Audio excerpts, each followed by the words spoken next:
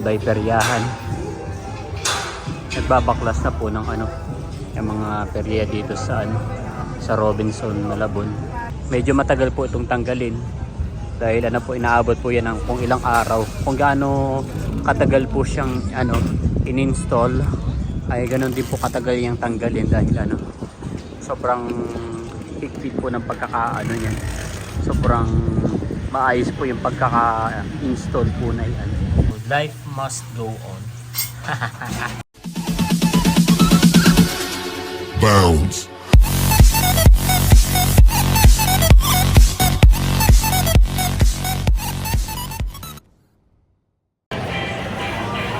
Kumusta mga kayami? Isang masaya at isang masarap na vlog na naman ang pagsasaliwan natin. For today's episode, kasama ko po ngayon si Papa G. Lunch break na po natin ngayon at sabay daw po kami kakain dahil dito lang siya naka-duty sa Tawid. So, bumili na lang po kami ng ng ulam at kanin sa labas dahil mas mura po na magkakapagano.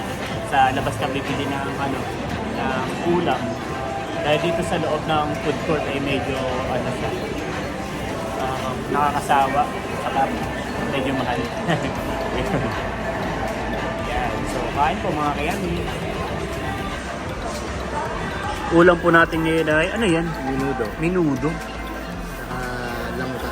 Akala ko Bicol Express. Langka pala. Tapos may sabaw. Yan. Tapos bumili na rin po ako ng ng kutsara tinidor, saka po pinggan. Tapos yung sobra, naka-stock lang po yun dun sa sa store para kapag sa susunod na kakain po tayo ay hindi na ako mamumroblema sa pinggan at saka sa kutsara tinidor. Kain po. Nandito po tayo ngayon sa may sa food court or food block ng Robinson's Town Mall, Malabon. Yan. Minsan dito na rin kami bumibili mismo ng pagkain kaya nga lang po ay yun nga po medyo pricey tsaka nakakasawa dahil paulit-ulit po yung mga pagkain dito.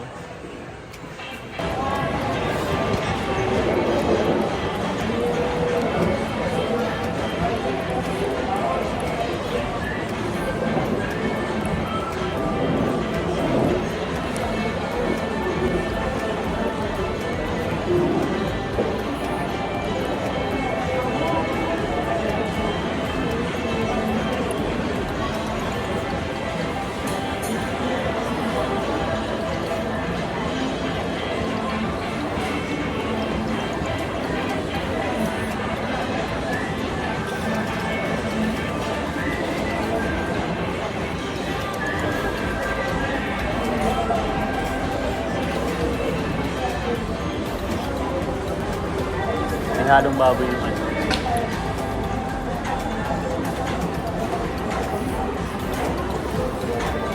May upload ka ba? meron. Ilaw mo ako.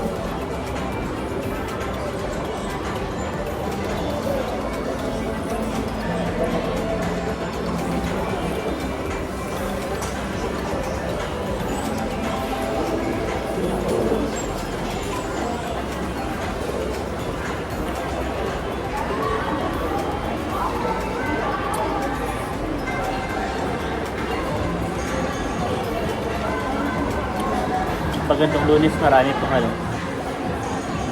pong mga estudyante ang pumapasok dito sa Robinson, Malabon dahil malapit lang po yung school dito ng Acacia at saka Tinajeros.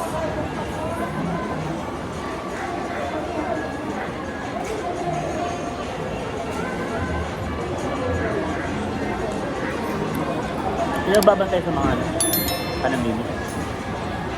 Tulog ata.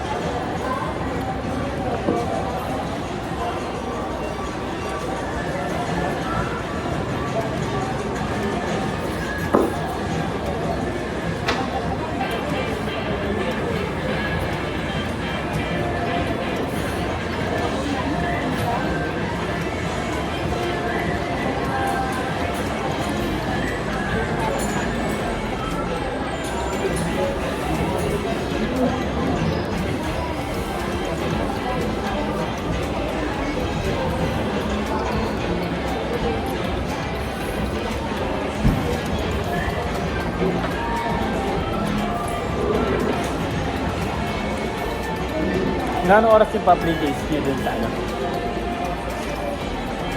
Yung gabi eh, hindi naman yung maganda. Walang way, kaya din ang cafe workout. Blended with chocolate. Hindi ko na kailangan maglagay ng background music. Dahil may naririnig po kayong background music. Ito po ay galing sa Chismosa. Chismosa. Yan.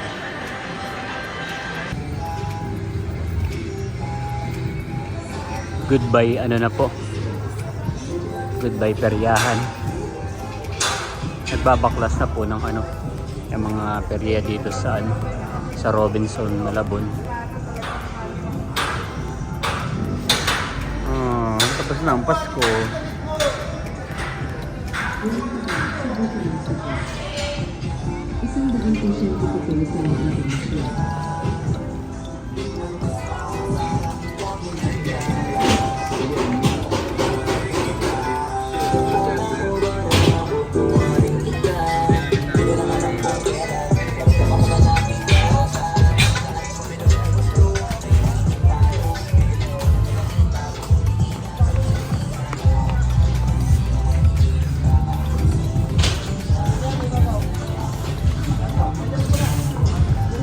Bali, inuna na po nilang baklasin yung mga mga madadaling tanggalin. Katulad po nitong mga hagis-hagis, yung mga ibang station na madali lang pong i-pull out. Yan. Pero yung mga mismong rides, katulad nitong Vikings, medyo matagal po itong tanggalin.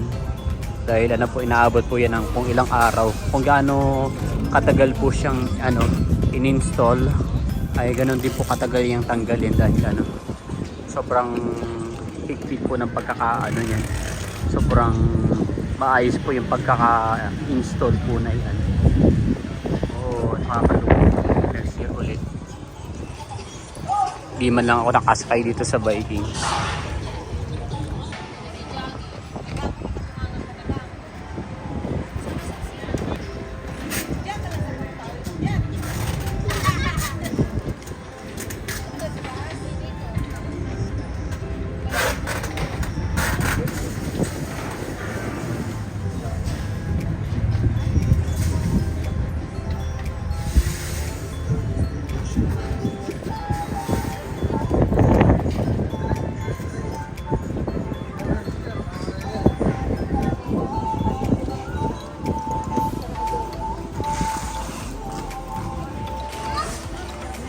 Goodbye perya na po ulit.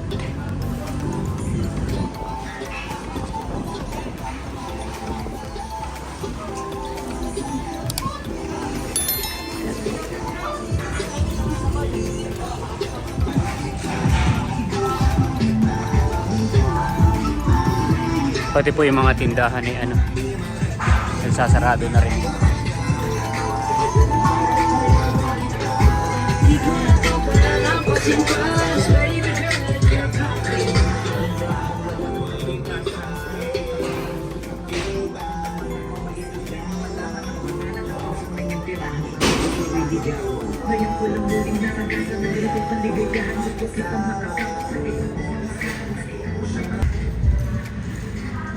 Dito po wala na rin. Natanggal na po agad yung kabilang sa bingguhan. Bilis lang nila natanggal. Napansin ko lang po ngayon nung lumabas ako ay nagtatanggal na pala. Itong Ferris wheel na lang po ay hindi pa nagagalaw. Ayan. Nakakalungkot. Nakakalungkot po na tatanggalin na ulit yung peryahan dito sa Robinsons, Malabon. Although taon-taon naman po sila ay rito, nagkakaroon po ng carnivals or ng perya. Yan. Yung kasing perya, magandang siya magandang banding para sa mga pamilya, lalong higit sa mga bata. Kaya nagkakaroon sila ng mga memories,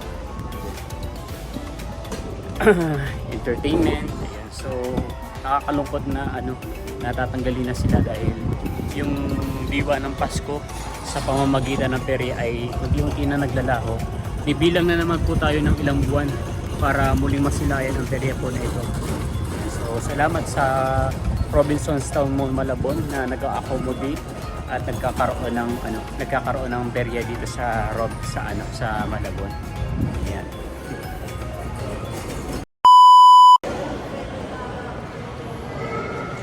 Out na po tayo mga kayami. Sarado na po yung supermarket at nagsasara na rin po yung mga stores and kiosks po dito sa Robinson's Town Mall Malabon. Natanggal na rin pala nila kagabing Christmas tree. Pero na nag-out po kami nung mga bandang alas 10 ay meron pa po. Tapos nagulat ako pagpasok ko kanina nawala na rito yung malaking Christmas tree. Kaya maano na po ulit. Pati pala yung mga Christmas light tinanggal na rin. Wala nang bakas ng Pasko. Pero sa labas meron pa Baka sa mga susunod na araw tatanggalin na rin po yan. Kaya mga kayami, nakauwi na po tayo at nagluto po si Ate Jindy ng lomi. Wow! Hindi tinipid sa sahog. Meron pong kikya, may squid balls. Tapos meron pang may fishball. May fishball. May ham pa to. So, sana all. Yan. So, papartneran po natin ang kanin. Pero si Papa din, hindi na daw po siya magkakanin dahil siya, Fitness Goal Serious Part 2020 2026 edition. Ayan. Kumain na ba yung mga baby na yan? Hindi pa lang kakain yan? Hindi pa pala kumakain ng baby na yan. Papakainin niya ni Daddy. Kumain ka na na tayo. Pwede ka pa kumakain? Kaya pa? Kumakain naman yung mga alaga ng baby.